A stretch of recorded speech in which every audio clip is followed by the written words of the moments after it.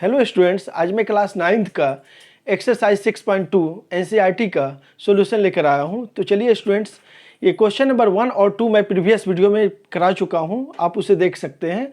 और आज मैं कराने जा रहा हूं क्वेश्चन नंबर 3 से। तो क्वेश्चन नंबर 3 में है स्टूडेंट्स गिवन। मैं इसमें क्वेश्चन नहीं लिखता हूँ, गिवन लिख रहा हूँ और आप लोग क्वेश्चन बुक से देख सकते हैं। और गिवन में ऐसे क्वेश्चन का सारा कंटेंट दिया हुआ रहता है। तो इसमें है आपका इन फिगर गिवन लिखते हैं, given if A B parallel C D E F perpendicular C D and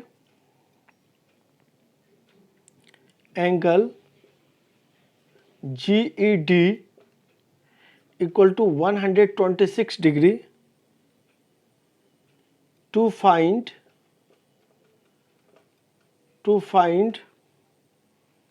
angle AGE, angle GEF and angle FGE। तो ये हमें फाइंड करना है। तो इसका फिगर दिया हुआ है, मैं इस फिगर को यहाँ पे ड्रॉ कर रहा हूँ। सॉल्यूशन, ये फिगर है ए बी पैरेलल है सी डी का। तो यहाँ ए बी सी डी डाल देंगे। उसके बाद ई एफ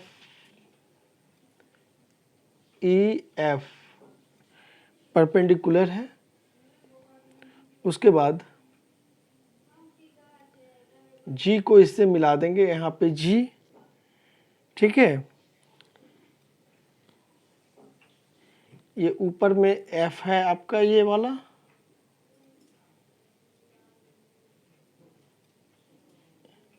ये ऊपर एफ है और ये ई है, ठीक है स्टूडेंट।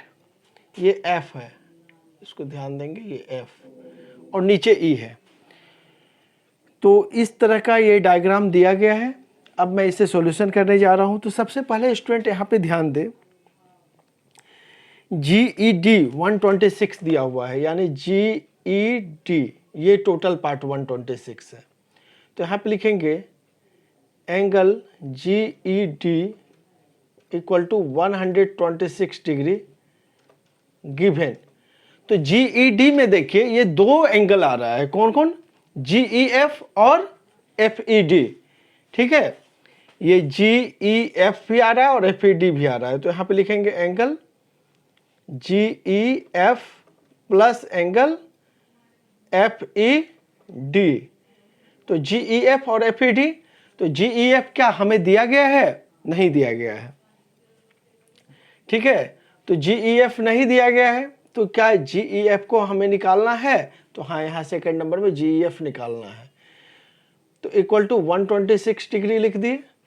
अब यहाँ पे एंगल GEF और FED कितना है स्टूडेंट? 90 डिग्री। तो यहाँ पे लिख देंगे 90 डिग्री इक्वल टू 126 डिग्री। अब angle GEF equal to 126 minus 90 degree. 126 minus 90 क्या हो जाएगा? तो आपको हो जाएगा 36 डिग्री। कितना हो जाएगा? 36 डिग्री।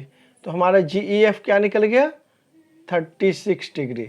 GEF क्या निकल गया? 36 डिग्री। अब चलते हैं नेक्स्ट स्टूडेंट। अब क्या निकालना है हमको? AGE भी निकालना है।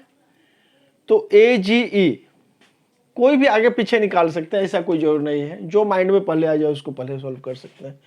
AGE ये वाला, तो AGE ये एंगल जो निकालेंगे तो क्या हो जाएगा? ये AB पैरेलल CD है, तो AGE इक्वल टू हम लिख सकते हैं GED। AGE equal to GED, तो यहां लिख सकते हैं angle AGE equal to angle GED। तो कौन सा प्रॉपर्टी? AB पैरेलल जब CD है तो क्या हो जाएगा, जीई ट्रांसवर्सल लाइन हो जाएगा, तो ये अल्टरनेट इंटीरियर एंगल से हो जाएगा, अल्टरनेट इंटीरियर एंगल।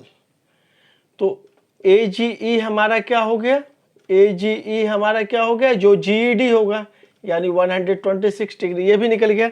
तो आप यहाँ स्टेटमेंट दे सकते हैं AB पैरेलल CD और GE इज ट्रांसवर्सल, लेकिन नहीं भी दीजिएगा तो भी चलेगा, क्योंकि हम गिवन में वो लिख चुके हैं, तो इसका कोई जरूरत नहीं है। तो AGE इक्वल टू क्या हो गया, 126 डिग्री। अब नेक्स्ट क्या है, FGE बचा, FGE इधर से ये वाला एंगल FGE। अब हम जानते हैं यहाँ पे again angle AGE plus angle FGE, ये दोनों स्ट्रेट लाइन पे, AB स्ट्रेट लाइन है और ये दोनों क्या बना रहा है, लीनियर पेयर बना रहा है, ये एंगल और ये एंगल लीनियर पेयर बना रहा है। तो हम यहाँ लिख सकते हैं equal to 180 degree by linear pair के द्वारा। तो AGE प्लस FGE, तो AGE अभी हम तुरंत निकाले हैं 126 degree plus angle FGE equal to 180 degree. तो angle FGE equal to 180 degree minus 126 degree. तो एंगल FGE इक्वल टू 180 में 126 जाएगा तो क्या होगा, 10 माइनस 6 4, 7 माइनस 2 5 और 1 माइनस 1 0 यानी 54 डिग्री। तो हमारा FGE भी निकल गया और यहाँ पे AGE भी निकल गया। तो ये स्टूडेंट आपके सामने ये सॉल्यूशन है।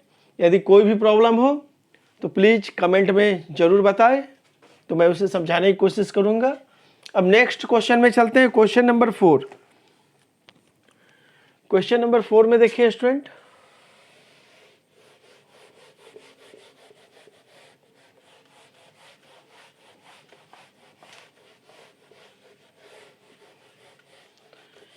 अब चलते हैं नंबर 4 में।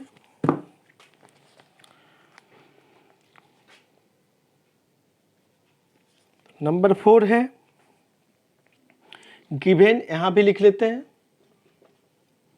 गिवन PQ पैरेलल है ST, angle PQR equal to 110 degree and angle RST equal to 130 degree. To find में है, टू फाइंड एंगल QRS को फाइंड करना है। ठीक है, तो इसके लिए डायग्राम हम जब बनाएंगे तो डायग्राम से आप लोगों को आसानी से समझ में आएगा। तो डायग्राम दिया हुआ भी है, तो चलिए पहले डायग्राम बना लेते हैं इसका। तो ये है आपको PQ, यहाँ पे है PQ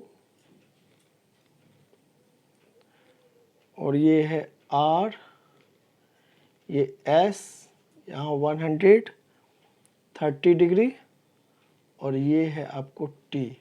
तो ये डायग्राम है। तो ये डायग्राम में PQ पैरेलल क्या है आपको ST, तो हमको निकालना क्या है QRS, ये वाला एंगल हमको फाइंड करना है, ये वाला।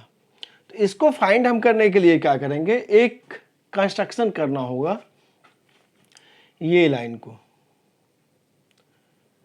यहाँ से ये लाइन हम एक थ्रो R एक लाइन को कंस्ट्रक्ट करेंगे जो पैरेलल होगा PQ का भी और पैरेलल होगा ST का भी। तो यहाँ लिखेंगे कंस्ट्रक्शन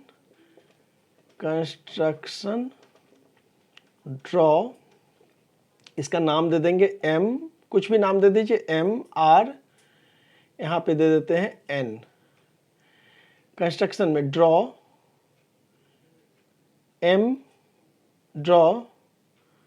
थ्रो R, क्या लिखेंगे, ड्रॉ ए लाइन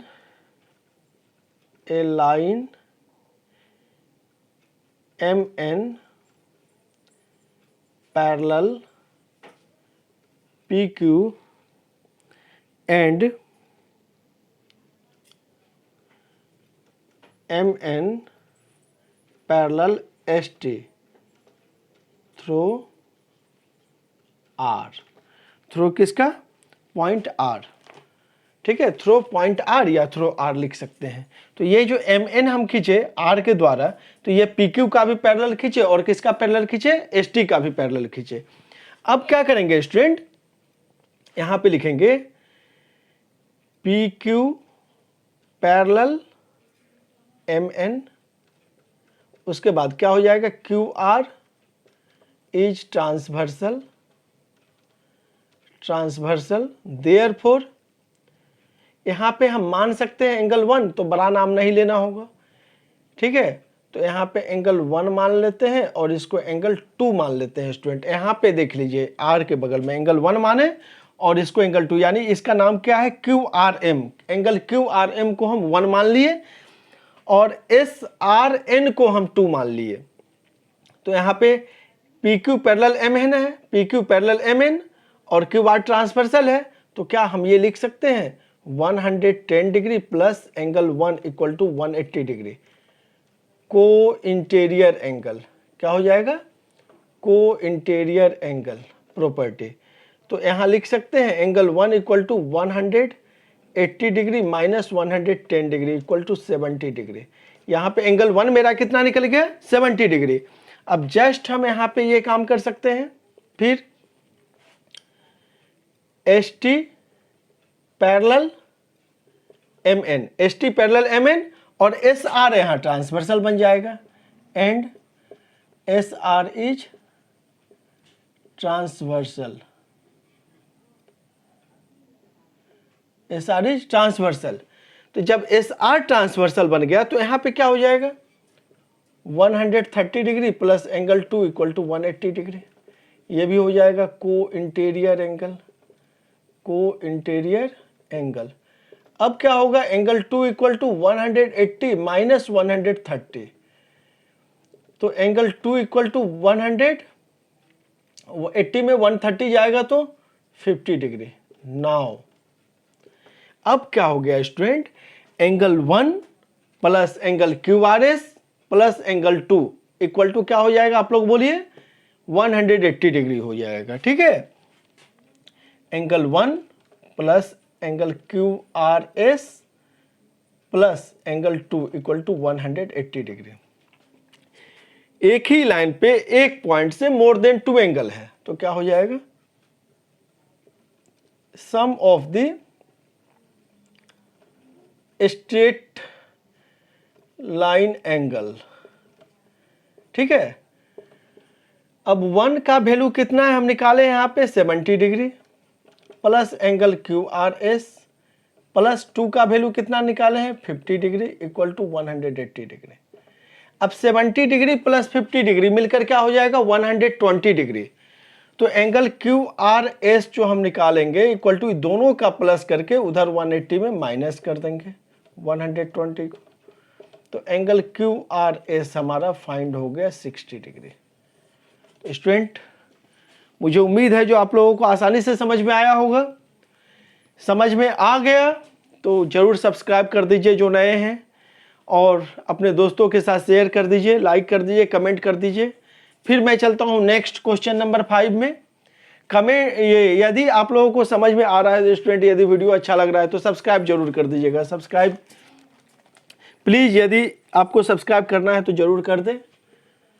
अब नेक्स्ट हम चलते हैं क्वेश्चन नंबर 5 में। क्वेश्चन नंबर 5 को देखते हैं, ठीक है। यदि कोई भी डाउट्स हो तो प्लीज कमेंट के द्वारा जरूर बताएं। क्वेश्चन नंबर 5 में आते हैं। 5 नंबर का गिवन है आपका,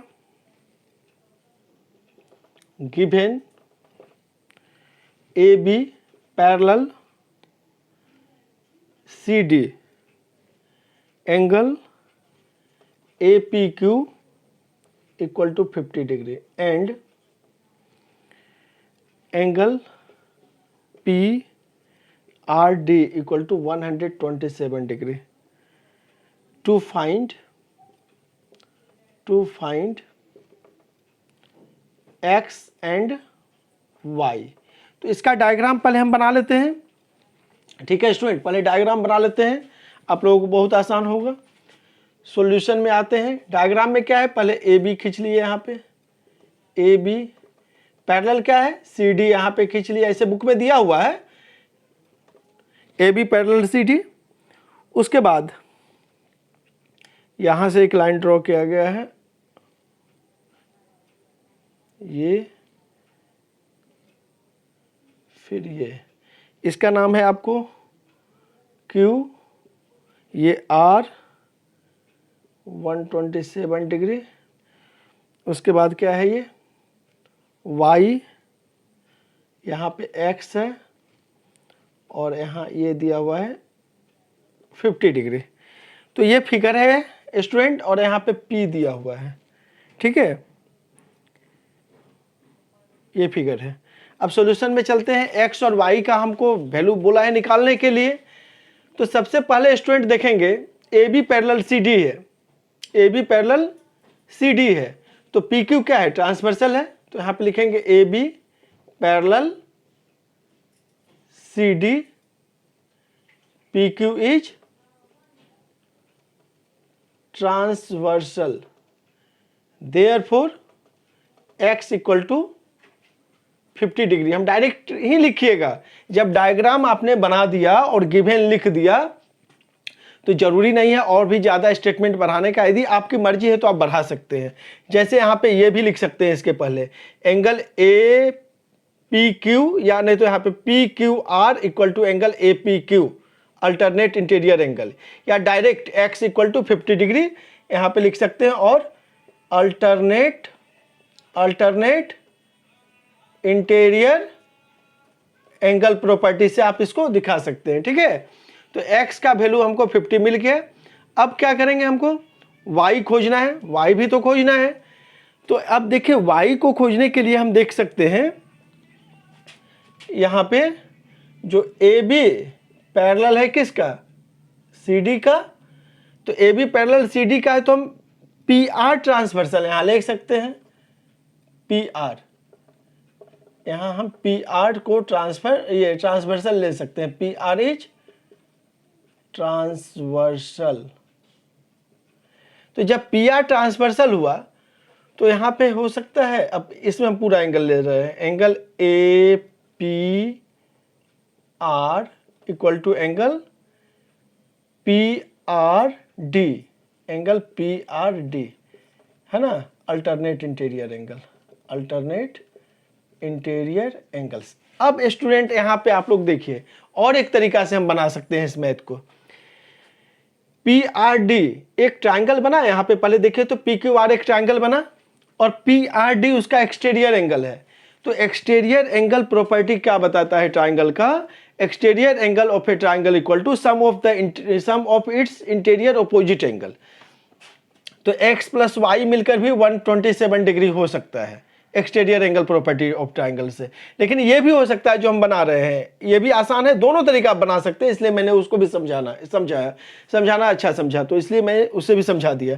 तो यहाँ पे A B parallel C D है, तो पी आर जब मेरा ट्रांसवर्सल है तो यहाँ पे ए पी आर, यहाँ जितना एंगल बनेगा ये फॉर्मेशन में वो इक्वल होगा इधर वाला पी आर डी के बराबर। कौन सा प्रॉपर्टी से, तो अल्टरनेट इंटीरियर एंगल प्रॉपर्टी से ये होगा। तो अब हम यहाँ लिख सकते हैं एंगल ए पी आर का वैल्यू क्या है, 50 डिग्री प्लस वाई मिलकर ए पी आर है, तो यहाँ लिखेंगे 50 degree plus y equal to P R D कितना है 127 डिग्री। तो यहाँ लिख सकते हैं y equal to 127 degree minus 50 degree. तो y इक्वल टू क्या हो जाएगा स्टूडेंट, 127 में यदि 50 डिग्री माइनस होता है तो 7 माइनस 0 7 हो गया, और 12 माइनस 5 क्या हो जाएगा 7, यानी 77 डिग्री मेरा ये y आ गया और x यहाँ 50 डिग्री आ गया। तो स्टूडेंट मुझे उम्मीद है आपको आसानी से समझ में आया होगा। अब नेक्स्ट क्वेश्चन चलते हैं जो लास्ट नंबर है, और इस क्वेश्चन के बारे में बहुत सारे स्टूडेंट बोलते हैं जो मतलब सर ये नहीं समझ में आता है, थोड़ा हार्ड है। तो चलिए मैं इसे जो है आज बहुत इजी तरीके से और अच्छे तरीके से बता रहा हूँ। मुझे उम्मीद है जो आपको आसानी से एक बार में ही समझ में आ जाएगा। तो चलते हैं स्टूडेंट इसे सॉल्व करने के लिए।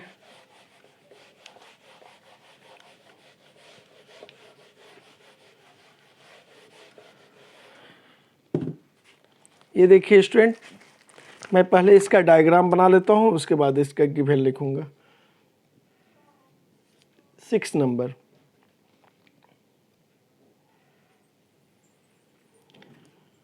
ये है आपका डायग्राम। पहले पी क्यू, उसके बाद क्या है आर एस, उसके बाद ये जो है आपका line A B,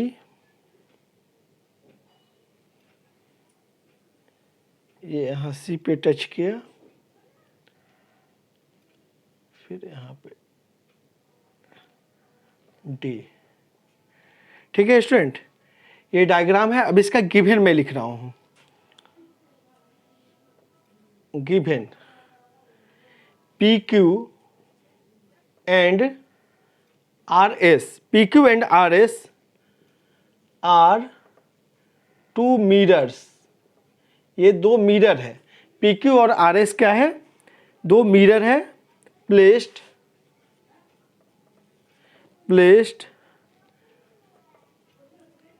parallel to each other, जिसको प्लेस रखा गया है, पैरेलल रखा गया है एक दूसरे का। पी क्यू और आर एस क्या है? 2 मिरर्स है, जिसको प्लेस्ड किया गया है। कैसे किया गया है? पैरेलल किया गया है ईच अदर। उसके बाद क्या है? An incident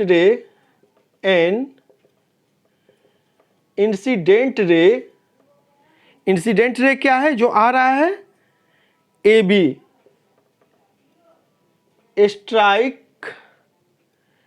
strikes the mirror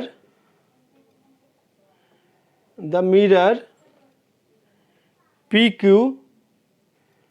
at, यहाँ B है, ठीक है, PQ at B। जो इंसिडेंट रे है वो मिरर के, PQ जो मिरर है उसके B पॉइंट पे वो स्ट्राइक कर रहा है, टकरा रहा है वहां जाके, ठीक है, वहां टच कर रहा है। उसके बाद द रिफ्लेक्टेड रे, उसके बाद वहां से वो रिफ्लेक्ट होता है। The reflected ray moves along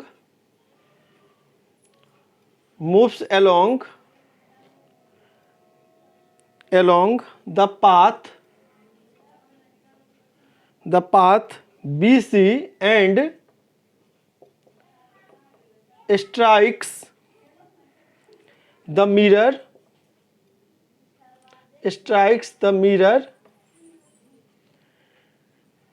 RS at C and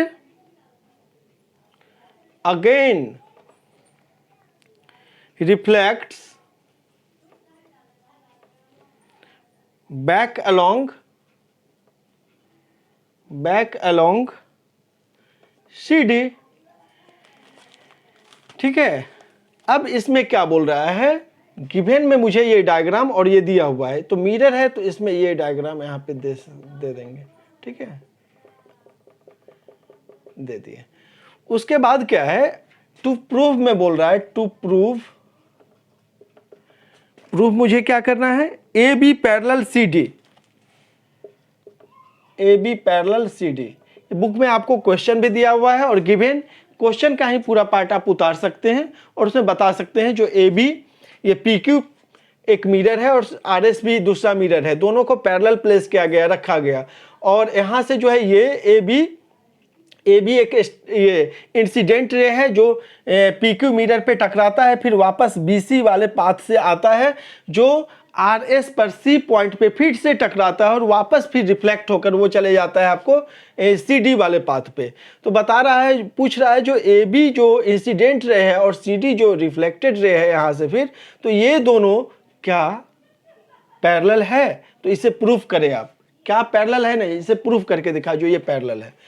तो इसमें हम कुछ कंस्ट्रक्शन करेंगे, ठीक है। तो कंस्ट्रक्शन में क्या करेंगे, यहां से एक लाइन खींचेंगे बी से बी एम परपेंडिकुलर खींचेंगे, और यहां सी से खींचेंगे सी एन भी परपेंडिकुलर खींचेंगे। याद रखें स्टूडेंट, बी से ये लाइन देख लीजिए, बी से यहाँ पे डॉटिंग लाइन से हम खींच दिए यहाँ परपेंडिकुलर बी एम किस पे, आर एस पर, और सी एन किस पे, पी क्यू पे, ये दोनों परपेंडिकुलर लाइन खींचे, ठीक है। तो यहाँ पे लिखेंगे construction draw B M perpendicular किस पे, R S, and C N perpendicular P Q, C N perpendicular P Q, ठीक है। ये खींचे, विच आर नॉर्मल्स, इसको हम लोग नॉर्मल्स भी बोलते हैं, ठीक है। नॉर्मल्स जो फिजिक्स में पढ़ते हैं ना, जो ये नॉर्मल लाइन जो बनता है आपको, तो वो क्या करता है, दो एंगल को इक्वल बताता है ना, एंगल ऑफ इंसिडेंस और एंगल ऑफ रिफ्लेक्शन। तो यहाँ पे दो एंगल बनता है, ये इसको वन नाम दे देंगे, वन एंगल 2, और यहाँ पे एंगल 3 और एंगल 4 में इसको बांट देंगे, ठीक है। बी एम जो आया लाइन, तो ये 1 2 में बांट दिया इसको, और ये सी एन जो आया ये 3 4 में बांट दिया, ठीक है स्टूडेंट। तो यहाँ पे हम लिख सकते हैं अब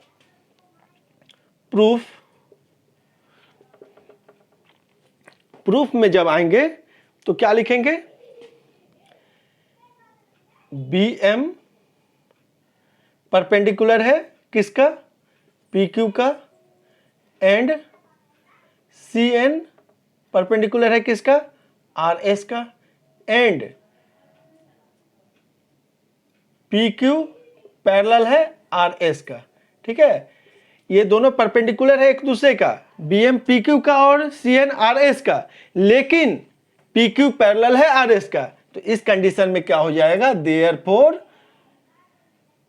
बी एम पैरेलल हो जाएगा आपका क्या, C N, B M parallel क्या हो जाएगा, सी एन, ठीक है। तो क्या हो जाएगा, angle 2 equal to angle 3, alternate interior angles, ALT.INT.एंगल्स हम लिखते हैं, आप लोग समझ जाइएगा, अल्टरनेट इंटीरियर एंगल्स लिखे हैं, ठीक है। आप लोग पूरा लिखिएगा एग्जाम में, ये नहीं जो शॉर्ट में लिखिएगा, उससे मार्क्स कटने का चांस रहता है, इसलिए, ठीक है। अब नेक्स्ट चलते हैं, क्या ये तो समझ गए, इसको इक्वेशन 1 में डाल लीजिए, but angle 1 equal to angle 2 and angle 3 equal to angle 4, ये 2 में डाल लीजिए। अब एंगल 1 और 2 और 3 और 4 क्यों बराबर है, क्योंकि फिजिक्स में आपने पढ़ा है, जो इंसिडेंट रे जब आता है तो वो क्या होता है, स्ट्राइक करके रिफ्लेक्टेड रे में कन्वर्ट फिर होता है, तो उसके बीच में नॉर्मल बनता है, वो नॉर्मल लाइन जो होता है वो परपेंडिकुलर होता है, और साथ साथ वो क्या करता है, इक्वल पार्ट में angle of incidence equal to angle of reflection को बांटता है, लॉज ऑफ रिफ्लेक्शन के द्वारा angle I equal to angle R होता है। तो उसी प्रॉपर्टी से यहां पे क्या हो जाएगा, लॉज ऑफ रिफ्लेक्शन यहां पे लिख देंगे, लॉज ऑफ रिफ्लेक्शन के द्वारा ये हो गया। अब क्या करेंगे, from relation 1 and relation 2, relation 1 और रिलेशन 2 हमें क्या बता रहा है, जो angle 1 equal to 2 equal to 3 equal to 4, चारों एंगल बराबर है, चारों एंगल क्या है, बराबर है एक दूसरे का। तो अब हम यहां पे ये चीज लिख सकते हैं ना, angle 1 plus angle 2 equal to angle 3 plus angle 4। जब ये चारों बराबर है तो 1 2 इक्वल टू 3 4 ऐसा लिख सकते हैं। जब 1 2 इक्वल टू 3 4 हो गया, तो 1 2 किसको रिप्रेजेंट कर रहा है, कौन सा एंगल को, तो एंगल ए बी सी को रिप्रेजेंट कर रहा है। तो यहां लिख सकते हैं angle A B C equal to, यहां लिख सकते हैं एंगल बी सी डी या D C B, angle D C B, है ना। तो ये दोनों जब इक्वल हो गया तो it satisfies that alternate interior angles property, ये किसको सेटिस्फाई कर रहा है? इट्स ए बी सी, जो ये ए बी सी ये पूरा एंगल बना यहाँ का ये, और यहाँ का डी सी बी ये जो पूरा बना है, ये सेटिस्फाई कर रहा है जो पी क्यू पैरेलल यदि है, ये ए बी यदि पैरेलल है सी डी का, ए बी और सी डी दो पैरेलल लाइन है, और बी सी क्या है? ट्रांसवर्सल है, इसलिए ये पूरा एंगल बराबर है, यानी ये पूरा बराबर है, तो it satisfies that alternate interior angles property, hence A B parallel C D proved. हमें यही प्रूफ करना था और स्टूडेंट मैंने ये प्रूफ कर दिया। तो यदि आप लोगों को इसमें कोई भी डाउट्स हो तो प्लीज़ कमेंट के द्वारा आप मुझे बताएं और उसे पूछें, मैं उसे फिर समझाने की कोशिश करूंगा। ये क्वेश्चन में बहुत सारे स्टूडेंट का कहना था जो सर ये मुझे समझ में जल्दी नहीं आ रहा है, मैं इसे आसान तरीके से समझाने की कोशिश किया हूँ। फिर भी यदि आपको डाउट हो तो आप ये कमेंट के द्वारा उसे पूछ सकते हैं। ठीक है स्टूडेंट, फिर मैं एक बार फिर आप लोगों से रिक्वेस्ट करूंगा, यदि आप लोग नए हैं इस चैनल पे तो प्लीज़ यदि वीडियो अच्छा लगा हो तो सब्सक्राइब कर दीजिएगा, और साथ साथ लाइक, कमेंट और अपने दोस्तों के साथ शेयर कर दीजिएगा। Thank you.